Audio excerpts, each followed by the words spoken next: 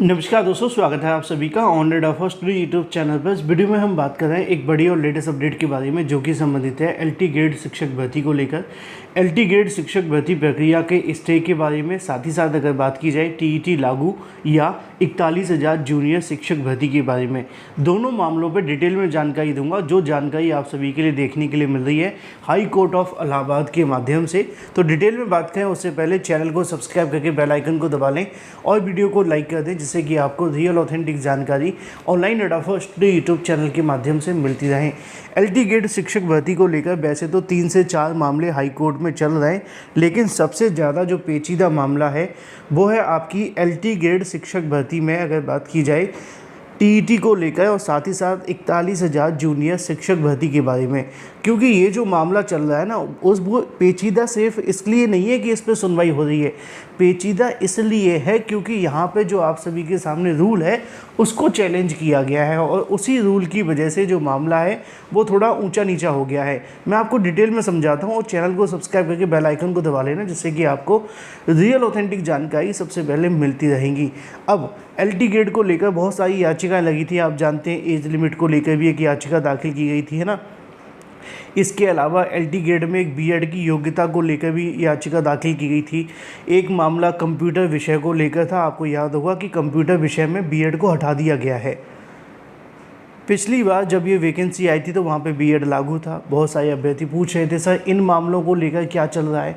तो असल में जो जैसे कि आपका बीएड वाला मामला हो गया पहला, दूसरा जो मामला है आपका एज लिमिट का, ये जो मामले हैं वो संबंधित है सरकार के डिसीज़न को लेकर। आप जानते हैं भर्ती कोई भी हो, चाहे वो आपकी सेंट्रल गवर्नमेंट के माध्यम से निकाली जाए या स्टेट गवर्नमेंट के माध्यम से, अगर स्टेट गवर्नमेंट चाहे तो वो कभी भी एज में छूट दे सकती है, दी भी है। पुलिस भर्ती के अंदर आपने देखी कि उसमें छूट मिली है। लेकिन अगर स्टेट गवर्नमेंट नहीं चाहती और अभ्यर्थी कोर्ट जाते हैं छूट देने के लिए, तो ऐसी कंडीशन में होता ये है कि इस मामले को लेकर जो स्टेट गवर्नमेंट है वो इस बात को ज़्यादा कंसीडर करती नहीं है ना, और इसी वजह से कहीं ना कहीं अभ्यर्थियों को राहत नहीं मिल पाती है। और अभी तक इसमें हुआ भी यही है, जो एज लिमिट को लेकर मामला लगा हुआ था उस पर सुनवाइयाँ तो हुई हैं, लेकिन सरकार के माध्यम से इसको लेकर समर्थन नहीं किया गया। अब या तो आप इसको ऐसे कह सकते हैं कि अभ्यर्थियों को इतना कहीं ना कहीं जो काम करना चाहिए था वो नहीं किया।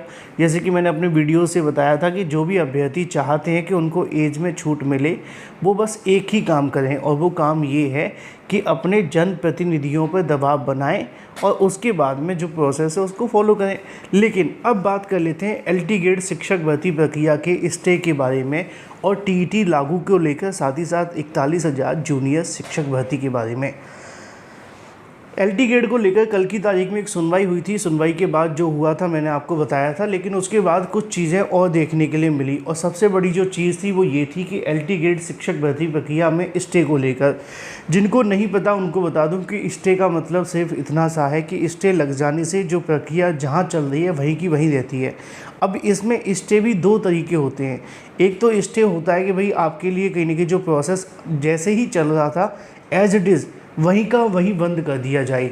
जैसे आवेदन चल रहे हैं तो आवेदन वहीं के वहीं बंद हो जाएंगे, ठीक है। परीक्षा होने वाली है तो कल परीक्षा होने वाली है, तो आज ही अगर स्टे लगा है तो कल परीक्षा नहीं होगी। तो ये एक तो ये हो गया। एक होता है कि स्टेटस को तब लगाया जाता है जब आप सभी के लिए यथास्थिति को बरकरार रखना पड़े, यानी कि जो प्रोसेस आप सभी का चल रहा था, लेकिन स्टे में एक कंडीशन और आ जाती है कि सरकार को कुछ छूट दे दी जाती है कि आप इतना कर लो और इतना करने के बाद आपको स्टे दे दिया जाएगा, यानी कि स्टे लागू हो जाएगा। फॉर एग्जांपल कई बार कोर्ट ऐसे दे देती है कि भाई आपके आवेदन चल रहे हैं ना, ऐसा करो अभी आप आवेदन ले लो जब तक आवेदन चल रहे हैं, आवेदन के बाद प्रक्रिया को आगे मत बढ़ाना, और ये भी एक स्टे हो जाता है। अब ये तो कुछ प्रकार है स्टे के जो मैंने आपको बता दिए हैं, और ये सबसे महत्वपूर्ण है, यही आपके स्टे होते हैं। इसके अलावा कोई और स्टे नहीं होता है वैसे तो। लेकिन अब सवाल ये था कि कल जब मैंने इसको लेकर वीडियो बनाया तो बहुत सारे अभ्यर्थियों ने मुझसे सवाल किया कि सर एलटी ग्रेड शिक्षक भर्ती के बारे में जानकारी सुनने में आ रही है कि इसको लेकर स्टे लगा दिया गया है, और मैंने अपने वीडियो में इसको लेकर किसी प्रकार की कोई जानकारी दी नहीं थी। तो इस मामले को लेकर मैंने जो जानकारी ली है वो मैं आपको बताता हूँ। असल में हुआ क्या है, कल जब इस मामले को लेकर सुनवाई चल रही थी तो अभ्यर्थियों ने कहा कि सर LT ग्रेड को लेकर 28 तारीख तक आवेदन चलेंगे, 28 के बाद में आवेदन बंद हो जाएंगे। तो जो TET वाले अभ्यर्थियों को शामिल करना है या TET की योग्यता शामिल करनी है, इसके संबंध में अभ्यर्थियों के माध्यम से कहा गया कि इस पे स्टे लगा दिया जाए। निश्चित तौर पे जो याचिकाकर्ता है वो तो अपनी तरफ से हर संभव प्रयास करेंगे भर्ती को लेकर जो उनकी मांग है उसको मनवाया जाए। जब इसको लेकर कहीं ना कहीं उन्होंने कहा कि भाई ऐसा है, तो कोर्ट के माध्यम से इस बात पर ये कहा गया कि स्टे से अच्छा ये होगा कि ये जो आपकी भर्ती चल रही है वो आपके आने वाले जो हाई कोर्ट के डिसीज़न के अधीन होगी, जिसको इंग्लिश में सब्जेक्ट टू आउटकम के नाम से समझते हैं। सब्जेक्ट टू आउटकम का मतलब ये हो जाता है कि इस याचिका के ऊपर कोई भी जो फाइनल डिसीज़न आएगा वो इससे प्रभावित करेगा। अब सवाल आपके मन में होगा कि क्या ये स्टे है? देखो, एक तरीके का ये स्टे नहीं है, लेकिन ये स्टे जैसा भी होता है। अब इसमें दो कंडीशन है। पहली कंडीशन ये है कि फैसला आपके पक्ष में आ जाना, फैसला ये है कि आपके पक्ष में ना आना। अगर फैसला आपके पक्ष में आ गया तो ये स्टे कहलाएगा, अगर फैसला आपके पक्ष में नहीं आया तो ये स्टे नहीं होगा। और आसान भाषा में समझ लो, होता क्या है कि मान लो कि आपकी भर्ती को लेकर ये कहा गया कि ये जो आपका केस चल रहा है वो आपकी जो आने वाला डिसीज़न होगा इस याचिका के ऊपर, वो जो भी डिसीज़न होगा वो आपकी भर्ती पर लागू होगा। ठीक है, तो आपकी भर्ती इस याचिका के अधीन हो गई। अब जब आपकी भर्ती इस याचिका के अधीन हो गई तो एक बात आपको समझनी है। अब मान लो कि आपकी LT के आवेदन चल रहा है, ठीक है, कोर्ट कह देती है कि भाई जो आपका TET वाले अभ्यर्थी हैं केवल वही अभ्यर्थी इसमें मान्य होंगे, बाकी के अभ्यर्थी नहीं होंगे। तो बाद में क्या होगा? बाद में ये होगा कि इस याचिका के अधीन जो डिसीजन दिया गया है उस कंडीशन में जो TET पास होंगे सिर्फ उन्हीं को नौकरी दी जाएगी, बाकी को नहीं मिलेगी, या विज्ञापन पूरा रद्द करना पड़ेगा। तो दो डिसीजन हो गए। एक ये हो गया कि मान लो कि अगर आपके पक्ष में फैसला नहीं आता, TET न लागू करने की बात कह दी जाती है, तो क्या होगा? तो जैसे भर्ती चल रही थी वैसे ही चलती रहेगी। तो आजकल कोर्ट के माध्यम से ज़्यादातर केसेस में याचिका के सब्जेक्ट टू आउटकम को कहीं ना कहीं रखते हुए भर्ती को आगे बढ़ा दिया जाता है। ऐसा केस आपने देखा होगा KVS के अंदर B.Ed को लेकर हुआ था, राजस्थान में B.Ed को लेकर हुआ था।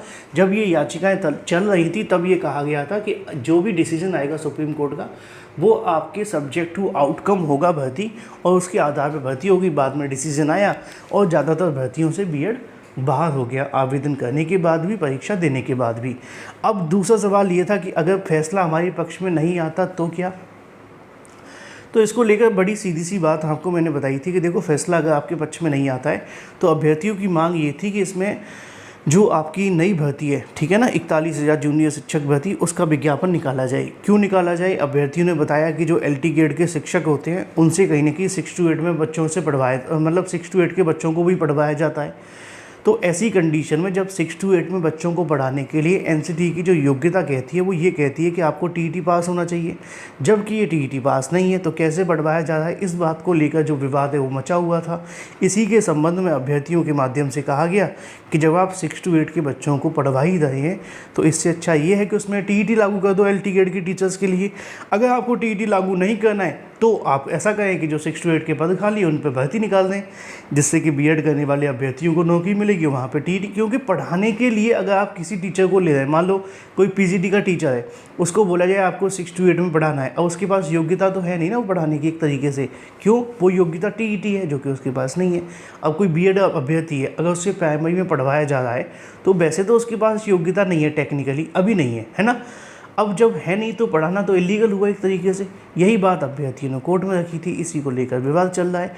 तो स्टे को लेकर जो सवाल आपके मन में थे कि क्या स्टे लगा है, क्या स्टे नहीं हुआ, क्या भर्ती प्रक्रिया रुक गई है, तो मैंने आपको एक एक लाइन में चीज़ें समझा दी हैं कि जो आपकी LT ग्रेड शिक्षक भर्ती प्रक्रिया है उसको कहीं ना कहीं आपके इस याचिका के आने वाले डिसीज़न के अधीन कर दिया है। जो भी डिसीज़न आएगा उस याचिका पे, उसके आधार पे चीज़ें आप सभी के सामने होंगी निर्धारित। TET लागू होता है तो TET लागू होगा, नहीं होता है तो नहीं होगा। जो भी सही सटीक जानकारी होगी मैं आपको वही दूंगा। Thank you for watching this video.